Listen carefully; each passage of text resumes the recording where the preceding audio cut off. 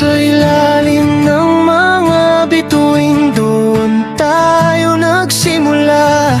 Sa bawat ngiti at tawa, tila wala ng kaba.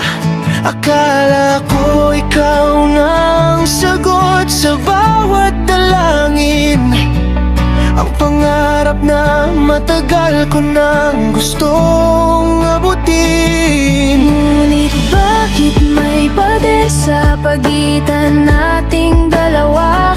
Bakit kailangang bumitaw kung kailan masaya na?